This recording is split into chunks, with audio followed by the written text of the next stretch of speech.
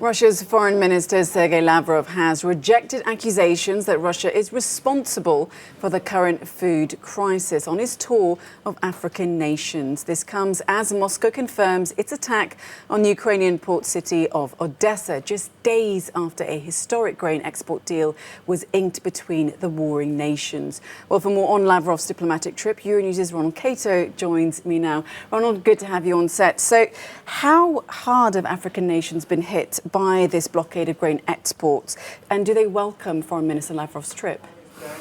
African countries have taken a hit from this war in Ukraine, but it is important to remember that it isn't the only problem. Most of the problems responsible for the food crisis in Africa are structural.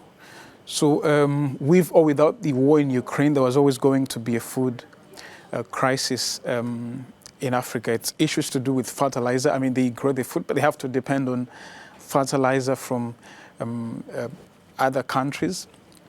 African farmers are not as subsidized as they are in other countries, so food crises are common in Africa. So with or without the war, there was always going to be a food crisis.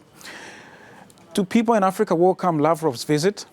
Well, its opinion is very diverse, but I would like to point out that Russia has successfully articulated the narrative that it is a victim of this war, that it is responding to Western aggression, to NATO aggression that threatens its existence. And this message has, this kind of messaging has people willing to listen to it.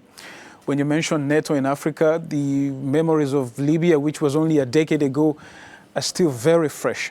So Lavrov's visit to Africa is to convince these countries to articulate its messaging further. And it is telling that when President Zelensky of Ukraine was addressing African leaders, there were only 4 heads of state in that virtual meeting. Okay, we talk about convincing African nations. So do African countries apportion any blame to any one side for this food crisis? Not exactly. For example, the bombing of Odessa port just hours after the signing of that agreement in Ankara, I think there was obviously frustration, but you're not about to see African leaders openly noting this. But there's also the point that African leaders want to make. They think that this agreement cannot, in and of itself, unlock the food crisis that they're facing today. I mean, they don't think that after the signing of this agreement, food prices are going to go back to the pre-war levels. There are grain traders in Singapore, there are grain traders in Dubai. You have to factor in all those, the middlemen, the brokers, the intermediaries. Plus, there's also the fuel prices.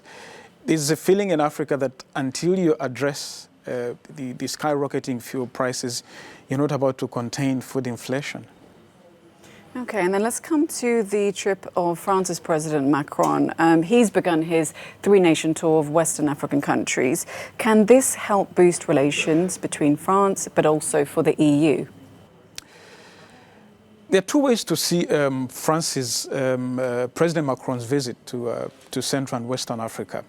One, France is keen to reclaim its waning influence, especially in Central Africa. Central African Republic, for example, Russia has quite big influence there beginning in 2019. And France is keen to, reclaim ground that it thinks it is losing. But it isn't just President Macron visiting. We saw the Chancellor of Germany, Scholz, visiting about a month ago. We saw the Italian Prime Minister before he resigned. So Europe is, scrambling to go to Africa to, secure their energy supply. And the feeling is Europe is only remembering us now. Every time Europe seems to consider Africa, and this opinion is common there, is only when it is responding to a problem, to a crisis. Before, it was engaging because of China. You remember the Global Gateway, now the PGII, or they're engaging because they want to counter China. And now Macron, Scholz, and all the others are visiting because there's a Russian problem. So there's a feeling that Europe does not want to engage with Africa because of Africa, but because of someone else, because of Europe, because of China, or because of Russia, or because of energy. Okay. There's that feeling that Europe is not engaging out of sincerity, that it is because it wants to, something from us, or it wants to use us in its, geopolitical and geostrategic calculations. So it's not seen as a real partnership? Not exactly. Okay, well, we'll have to leave it there, but thank you for giving us so much context. Thank you so much. Thank you.